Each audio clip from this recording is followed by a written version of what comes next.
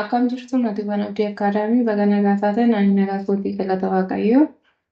Guyyaa har'aa kana baayoloojii kutaa 11ffaa paartii yuunit 1 riiviyuu keeshinii kan waliin hojjennu ta'a. Viidiyoo kana laayik, sheer, sabskiraayib gochuun dagatinaa isiniin jecha. Kallattumaan yuunit 1 riiviyuu keeshinii kan waliin hojjennu ta'a jechuudha. Paartii 1 true or false items instruction. Right true if the statement is correct and false if it is not correct. Question number 1. Humans started house building from swallows. Namni housii yookiin mana ijaaruu kan jalqabe swallow irraa kan jedhudha.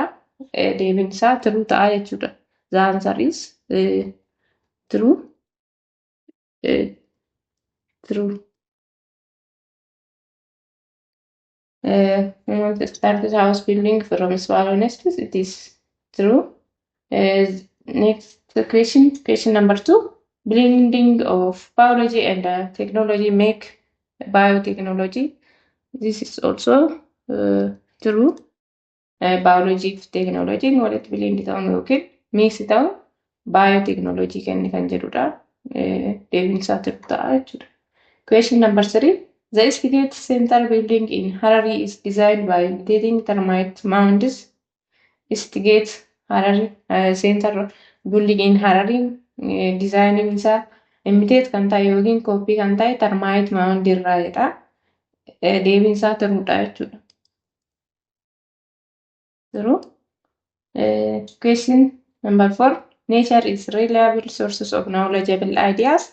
This is also true.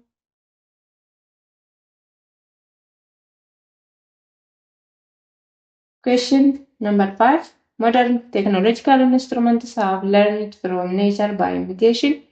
This is also true. Modern technology, technological instrumentiiwwan technology yookiin meeshaaleen technology modern ta'an kan irraa barataman nature irraa imitate ta'uudhaan yookiin copy ta'uudhaan jedha. Deebiin isaa true ta'a jechuudha. Question number 6. Animals are sentient creatures with the capacity to feel pain. This is also the answer is true. Animals is sentient creature idha. Feeling pain itti dhagahama jechuudha. Pain garaagaraa kan itti dhagahamudha jechuudha. Deebiin isaa true ta'a jechuudha. Question number 7. Care for plants is unethical treatment of plant species. This is false. Care for plants is unethical kan jedhu ethicalidha malee unethical miti jechuudha. Plantii care gochuun ethicalidha malee unethical miti jechuudha. Unethical treatment jedhee asirratti unethical yoo ta'u ta'e ethical treatmentidha jechuudha. Ethical treatment plantidha. Plant speciesdha taasifamudha jechuudha. Question number 8. Replacing experimental animals with the use of biosynthetic tissues is an ethical treatment of research animals. The answer is true. Replacing experimental animals replace gochuun biosynthetic tissuetti fayyadamuun instead of animal cellii culture gochuun ethical treatmentidha jechuudha. Part 2. Multiple choice test items instruction. Choose the correct answer from a given alternatives. Question number 1. Biotechnology is a technology that utilizes dash to develop different products. A. Biotech. B. Biological system. C. A and B and D or the answer is B. Biological system. Biotechnology technology biological system itti fayyadamuudhaan productii garaagaraa develop taasisaa jechuudha. Biological system ta'a jechuudha. Deebiin kanaa B is the correct answer. Question number 2. The system of manufacturing biological elements is dash. A. Synthetic biology. B. Plant biology. C. Environmental biology. D. Animal biology. The answer is A. The system of manufacturing biological elements is synthetic biology dha jechuudha. Biological element manufacture gochuun yookiin made gochuun kan itti gargaaramu synthetic biology dha jechuudha. Synthetic biology tti gargaaramuudhaan manufacture taasifama jechuudha. Question number 3. The device used to collect geographical data or information is dash. A. CT scans. B. GPS. C. Microscope. D. X-rays. The answer is GPS. D. GPS or geographical position system used to collect geographical data or information. GPS itti gargaaramuudhaan geographical data ittiin sassaabuu dandeenya yookiin informationii geographical data ittiin collect gochuu kan dandeenyu GPS yookiin geographical position system kan jedhamudha jechuudha. Question number 4. The sum of techniques, skills, and the process used in the production or delivery of services is A. Biology. B. Biochemistry. C. Technology. D. Genetic engineering. The answer is C. Technology is the sum of techniques, skills, and the process used in the production or delivery of services is technology. Technology itti gargaaramne skillii garaagaraa process ittiin gochuu productionii garaagaraa process ittiin gochuuf yookiin immoo sarviisii ittiin kennuuf kan fayyadamnu technologyidha jechuudha. Question number 5. The influences of biological and technological products against on society and nature are A. Benefits of biology and technology.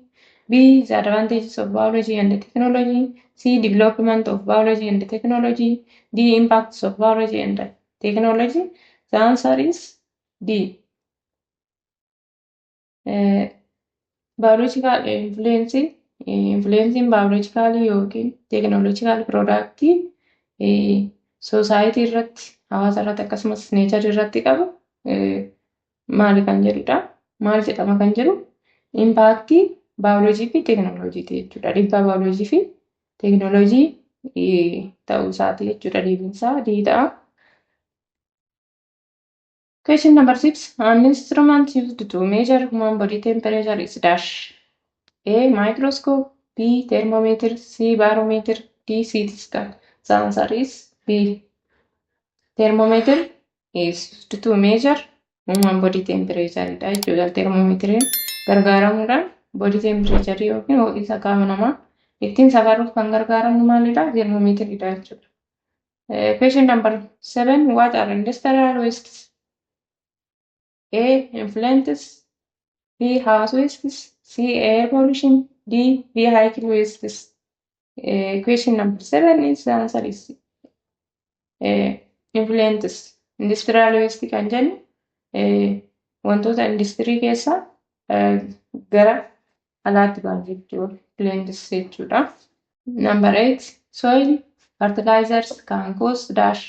A. Toxicity. B. Biohazard. C. A and B. D. All. The answer is D. All.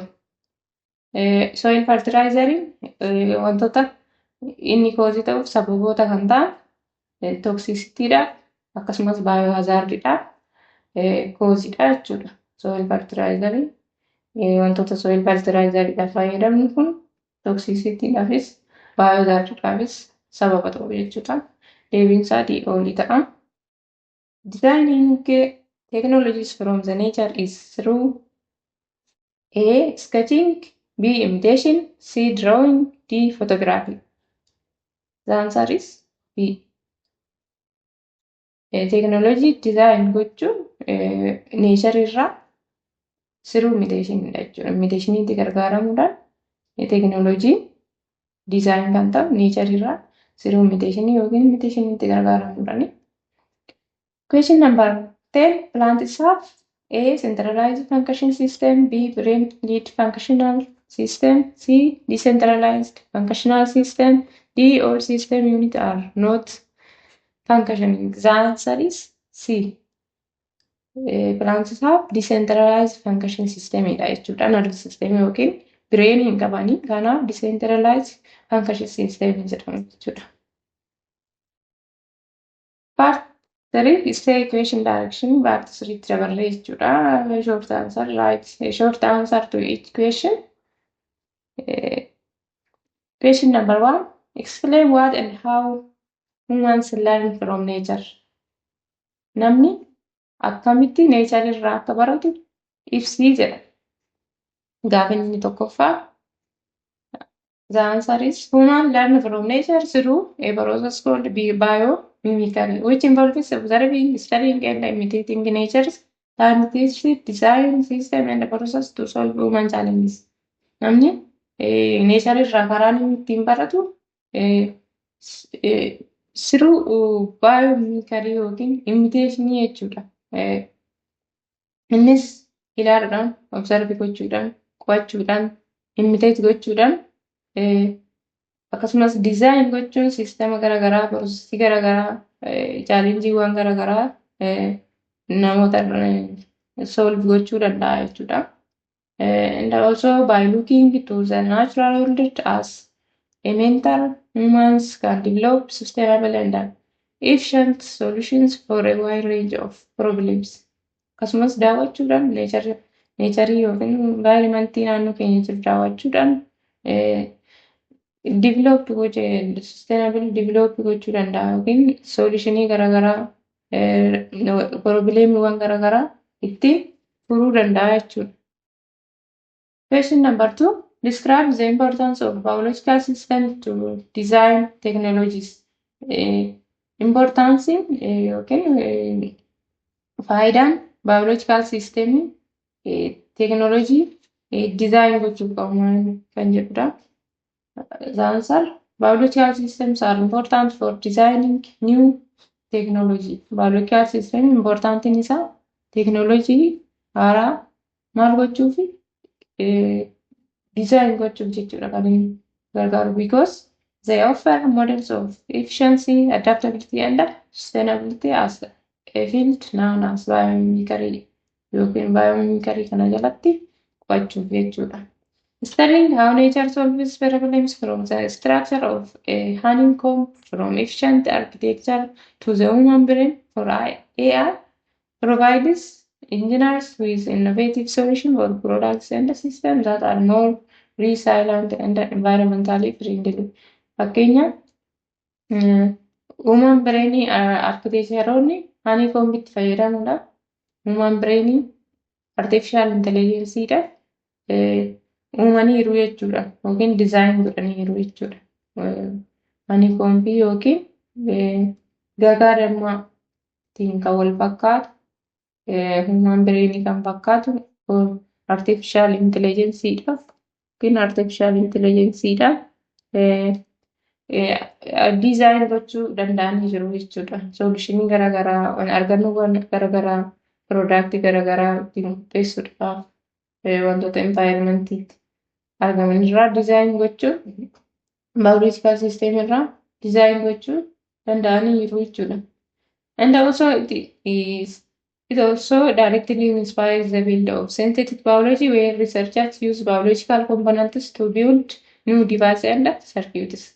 Wantoota haaraa ta'an synthetic biology itti gargaaramuudhaan researcheroonni biological component irraa wantoota haaraa deviceewwan garaagaraa create godhaniiru jechuudha. Question number 3. What are the ethical issues of biology? Ethical issue biology keessatti maali kan jedhudha. Answer. Ethical issues in biology are moral questions and concerns that arise when studying or applying biological knowledge and technologies. Ethical issue biology keessatti moral question ta'e biological study keessatti yookiin wantoota qo'annu keessatti yookiin apply goonu keessatti biological knowledge yookiin technology wal qabatee moral question waan jiran jechuudha. This and also this issues deal with what is right or wrong in biological research and how it affects humans, animals and the environment. Issuewwan kun biological research keessatti wantoota sirrii ta'anii fi sirrii hin taane baayoloojikaal riisarchii keessatti namarratti effeektii akkamii akka qabu, bineelda irratti effeektii akkamii qabu, akkasumas envaayiramentii irratti naannoo irratti effeektii akkamii akka qabu kan agarsiisu, effeektii akkamii akka dhiibbaa akkamii akka inni qabu kan agarsiisudha jechuudha. Main ethical issues in biology, genetic engineering and modification, cloning, use of animal in research, stem cell research, environmental protection, human reproduction and biotechnology, biosecurity and bioterrorism jechuudha.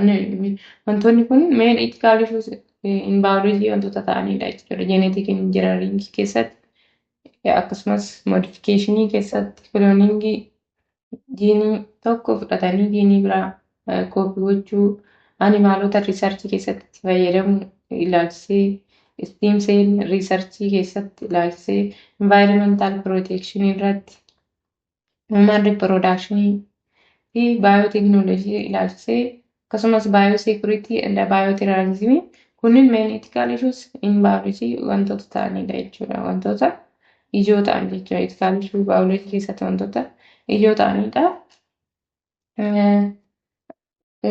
Gaafilee keenya xumurreerra. Viidiyoo kana like, share, subscribe gochuun hin dagatinaa isiniin jecha.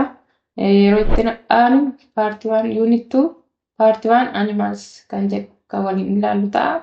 Ammasitti nagaan tura.